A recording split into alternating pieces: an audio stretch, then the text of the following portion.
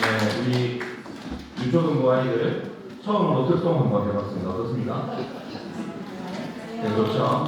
네, 자주 보게 되기를 바랍니다. 그 광야가 뭔지 알란가 모르겠는데, 네, 나중에 진짜 광야를 만났을 때 오늘 부른 이 찬양을 떠올리면서 승리하게 되기를 축복하면서 여러분 기대해 주시기 바랍니다. 오랜 시간 존경받던 한 지도자가 있었습니다. 그런데 세월이 지나고 보니 그가 은밀하게 추악한 죄를 계속해서 저질러왔고 그것이 사람들에게 이제 알려졌습니다. 처음에는 자신의 사명이 뭔지 뚜렷하게 잘 알고 있었고 또 권한과 책임의 한계를 철저하게 지켜서 정직하게 일했는데 세월이 지나면서 점점 그 양심이 조금씩 무뎌진 거예요. 하나씩 타협하다 보니까 결국에는 대담해져서 법을 어기다가 들키게 된 겁니다. 이 사람 어떻게 될까요?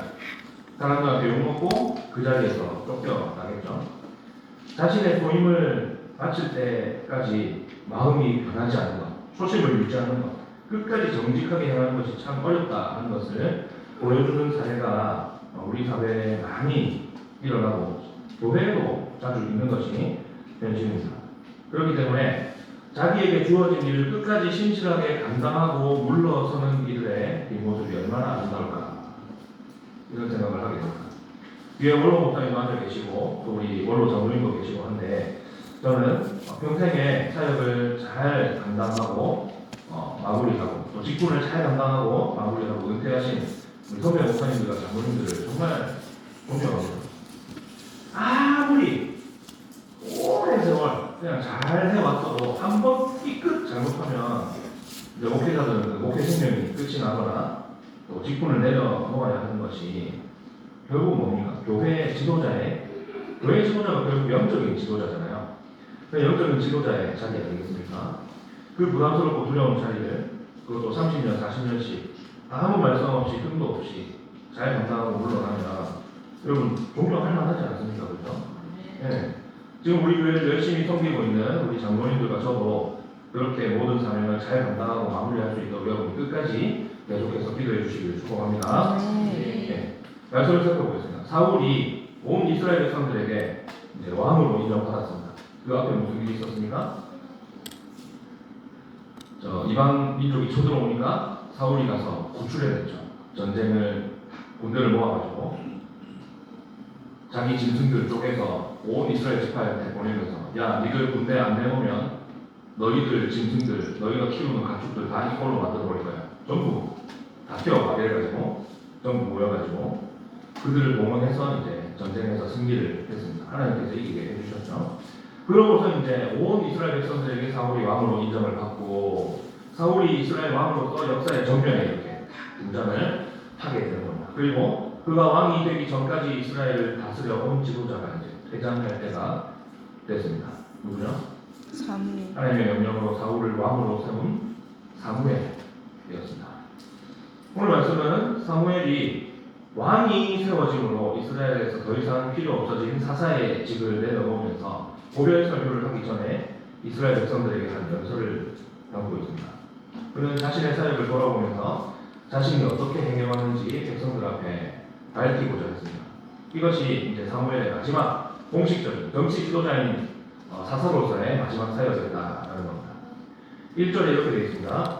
사무엘이 온 이스라엘에게 이르되 보라 너희가 내게 한 말을 내가 다 듣고 너희 위에 왕을 세웠더니 이제 왕이 너희 앞에 출입하느니라. 보라 나는 늙어 머리가 띄어졌고 내 아들들도 너희와 함께 있느니라. 내가 어려서부터 오늘까지 너희 앞에 출입하였거니와.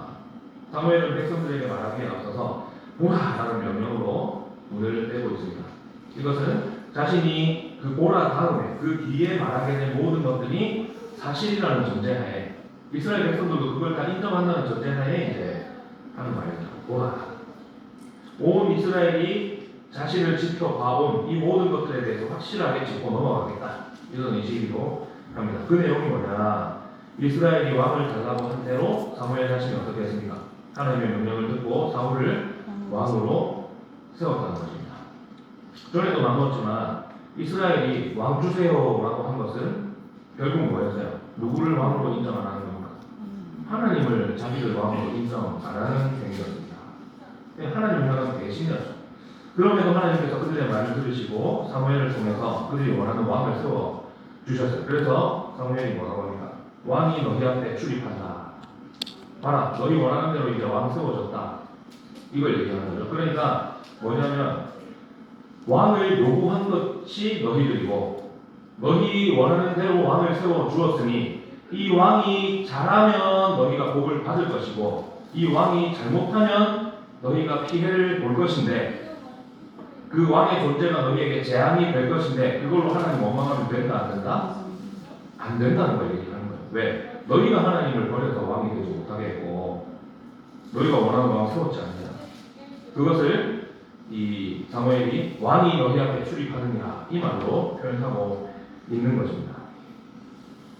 그 결과 이제 사울이 왕이 되어서 이스라엘 앞에 서고 역사의 정면에 서고 사무엘은 이제 역사의 기간길로 살아실 때가 되는 것입니다. 이런 시점에 사무엘이 자기 삶을 돌아보고 회고하고 있습니다. 그는 어릴 때부터 이 고별의 자리에 서기까지 이스라엘 앞에서 출입하였다 라고 합니다. 너희 앞에서 출입하였다. 이게 뭡니까? 당신들이 내가 하는 일들을 처음부터 끝까지 다 지켜봤다. 이걸 지금 이야기하고 있는 것입니다. 온 이스라엘이 사무엘의 삶을 지켜보았고 그의 다스림을 받았습니다. 이런 상황에서 그가 이스라엘 백성들에게 자신의 삶을 이제 검증하려고 하고 있습니다. 3절입니다.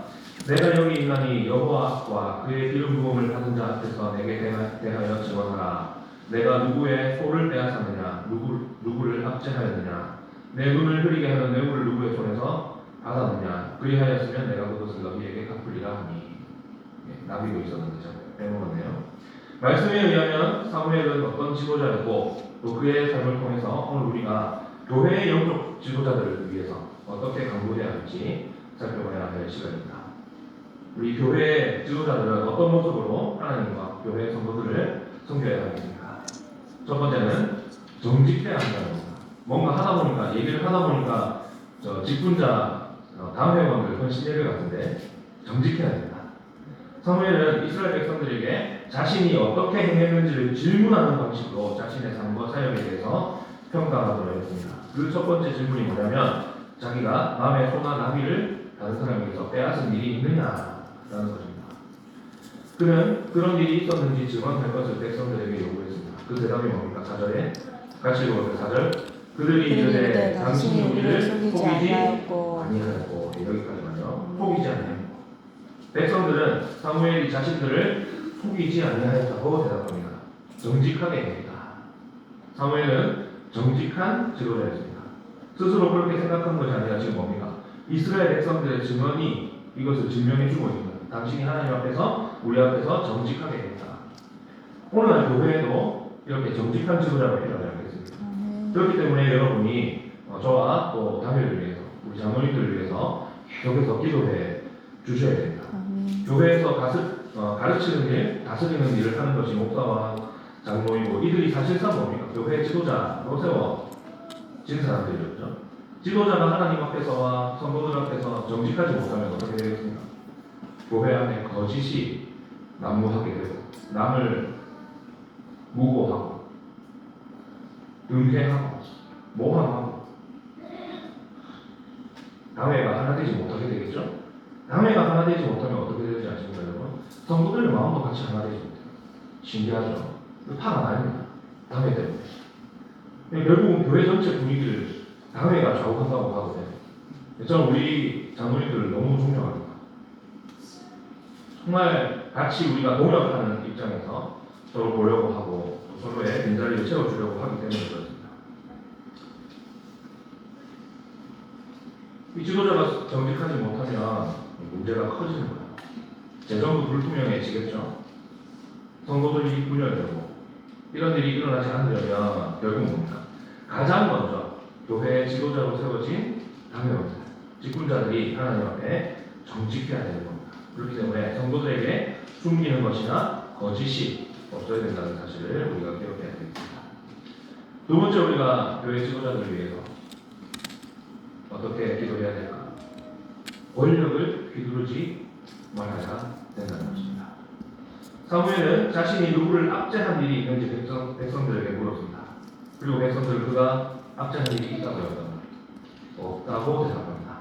압제하지 아니한다. 압제가 뭡니까 여러분? 남을 짓밟고 짓누르는 행위, 위계상 명령하거나 지시하는 위치에 있는 윗사람이 많이 짓는 죄 아니겠습니까? 오늘날 이걸 두 글자로 하면 뭐가 될까요? 갑질이 되죠. 갑질. 사무엘은 이스라엘의 정치 지도자인 사사와 또 영적 지도자인 제사장과 선지자로 평생을 살았습니다. 그런데 한 번이라도 자신이 하나님께 위임받은 권세를 휘두른 적이 없다는 사실, 그걸 백성들이 증언해주고 있는 거예요. 당신이 아무도 압제한 적이 없습니다. 그러니까 그가 뭐예요? 하나님께 위임받은 권세를 자기 걸로 여긴 적이 있다고요? 없다고요? 없다. 권세는 다 누구로부터 나옵니까? 하나님 거다. 이걸 인정하고 휘두르지 않았다는 거예요. 자기가 자신의 위치를 잘 알고 있었던 거예요. 사무엘은 사사였지만 하나님께서 세우신 사사. 그래서 자신이 이스라엘을 통치하고 재판하는 일을 했지만 뭐예요? 수영아, 예를 많이 해드리잖아요. 네. 까먹었잖아요. 자기를 세우신 하나님이 계시다는 사실을 항상 잊지 않고 있었어요. 대리 통치자로서. 그래서 사무엘은 어떤 권력도 권세도 가지려 하지도 않았고 휘두르지도 않았습니다. 권력도 권세도 누구에게 있기 때문에? 하나님께 있기 때문입니다. 여러분, 교회의 직분에 권력과 권세가 있을까요? 없을까요? 없습니다. 권위는 있을까요? 없을까요? 목사에게, 특히 목사에게 권위가 있을까요? 없을까요? 없습니다. 권위는 어디에만 있습니까? 하나님의 말씀인 성경에만 있습니다. 목사가 하나님의 말씀을 바르게 잘 전하면 권위 있는 목회자가 되는 거죠. 그 외에 목사가 가지는 권위가 없어요. 그렇지 않습니까? 목사 직에 권위 없고 장로 직에도 권위 없습니다.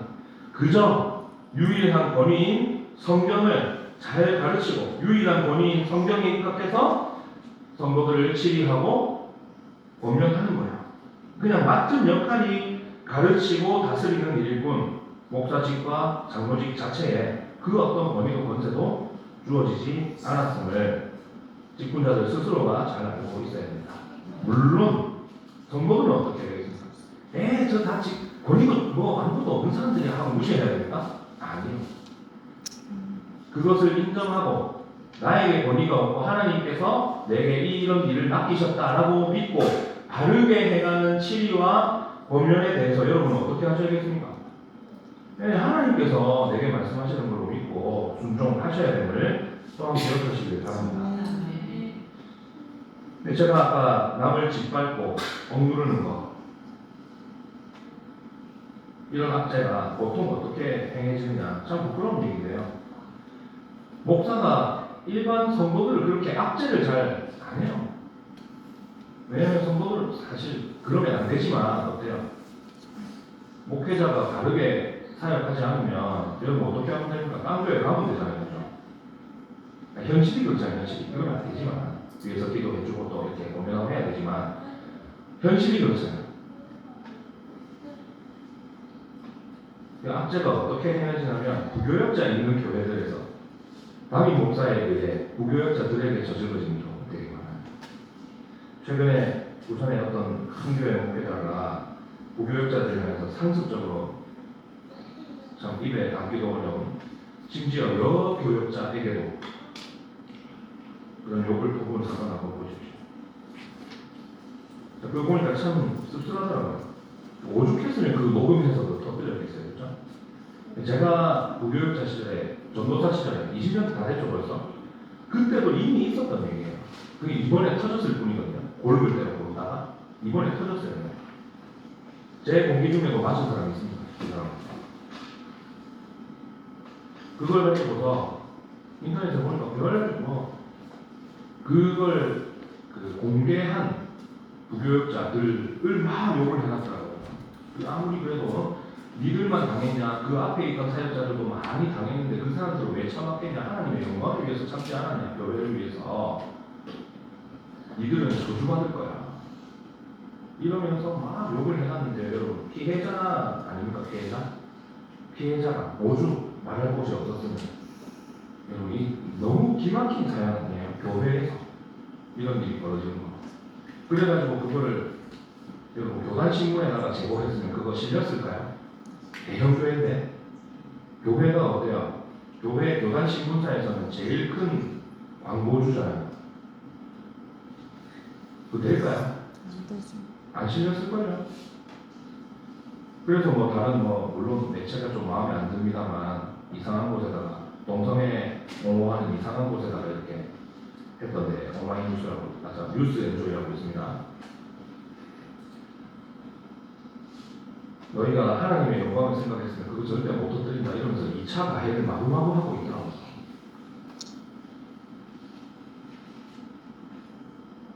만약에 교단에서 터뜨리려고 했으면 어떻게 됐겠습니까? 그 교단에서 사용 못하게 아주 짓밟아 놓지 않겠어요? 그 당목사가 얼마나 무서웠겠습니까? 그죠? 세상 직장에서도 상사가 폭언하면 이 뭐예요? 직장 내 괴롭힘 이런 것들로 처벌받습니다. 그 범죄예요, 범죄. 그거 터뜨린 게 잘못이에요? 그걸 저지른 게 잘못이에요? 당연히 저지른 게 잘못 아니겠습니까? 세상 법정에서도 처벌받을 수 있는 일을 어떻게 교회 안에서 그렇게 저지를 수 있습니까?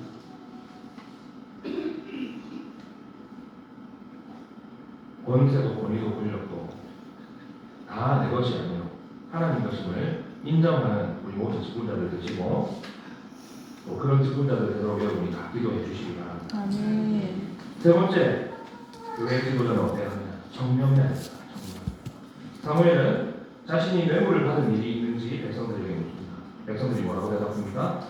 누구의 손에서든지 아무것도 빼앗은 것이 없습니다. 이렇게 대답합니다. 사무엘은 이스라엘의 사사로서 공적인 업무를 수행했는데 그 중에서도 일상적으로 평소에 많이 한 일이 뭐였냐면 재판이었어요. 재판. 백성들 사이의 송사를 이제 옳고 그름을 판단해 줬어요. 하나님의 말씀 율법에 따라 백성들의 송사를 재판하고 죄인들을 재판했는데 그 과정에서 뇌물을 받은 일이 한 번도 없다는 것입니다. 뇌물이 뭡니까? 이익에 따라서 판결을 묻게 하는, 그래서 억울한 피해자가 생겨나게 만드는 그런 악한 일이죠. 사무엘은 그런 것을 받지 않고 청렴하게 살면서 자신의 사사의 직분을 수행을 했고 이것을 백성들에게 인정받았다는 것입니다. 그래서 교회의 지도자들도 마찬가지로 청렴해야 됩니다. 아까 대형교회 목사의 참 부끄러운 사건을 언급했습니다만 한 가지 더 기가 막힌 점이 있었어요. 그 사람이 소위 헌금 많이 하는 성도를 VIP로 대접했다는 거예요. 그래서 1년에 헌금 얼마 이상 안 하는 사람은 아예 그냥 부교육자들이 자기한테 보고도 하지 말라고. 여러분, 헌금을 많이 할 수 있는 형편이 있는 사람이 신방이 더 필요하겠습니까? 많이 하지 못하고 이런 사람들이 더 많이 돌보고 더 많이 신방해야 되는 사람들입니다. 부자잖아요, 부자. 돌아볼 사람 없고 외롭고 소외된 사람들. 그 사람들을 교회가 어떻게 했는가? 더 돌아보고 더 신방해야 되는 거 아닙니까? 차별 없이 대해야 되지만 재산이 많고 생활이 좀 풍족한 사람들은 그래도 스스로 돌볼 수 있는데, 그래서 주변에서도 돌아보는 사람이 많죠, 그런 사람. 근데 가진 게 아무것도 없고 돌아볼 사람조차 없는 혼자 사는 어르신들, 고아와 가부, 교회가 더 관심 가져야 되는 거 아니겠습니까? 여러분은 저를 위해서 기도해 주셔야 됩니다. 제가 목회 초년생인 지금이나 은퇴를 앞두고 목회를 마무리하게 될 미래가 변함없이 성도들을 공평하게 대하고 또 여러분을 열심히 또 고아와 가부에 해당되는 소외된 이들을 더 많이 돌아보고 신방할 수 있도록 여러분께서 기도해 주시기를 부탁드리겠습니다. 말씀 맺겠습니다. 오늘 말씀은 교회의 영적인 지도자들이 하나님과 성도들 앞에서 어떻게 행해야 하는지를 보여주고 있습니다. 청렴해야 되고요, 정직해야 되고요, 남을 압제하지 말아야 됩니다. 말씀 기억하면서 직분자들은 자신에게 주신 사명을 늘 가슴에 새기고 처음처럼 끝까지 정직하고 겸손하고 청렴하게 성도들을 섬기고 또 성도들은 직분자들이 끝까지 잘 섬기도록 그들을 위해 기도하고 도움으로 평안 가운데 우리 교회가 건강하게 세워져 갈 수 있도록 함께 동역하는 저와 여러분 우리 모두가 되시기를 주님의 이름으로 축원합니다.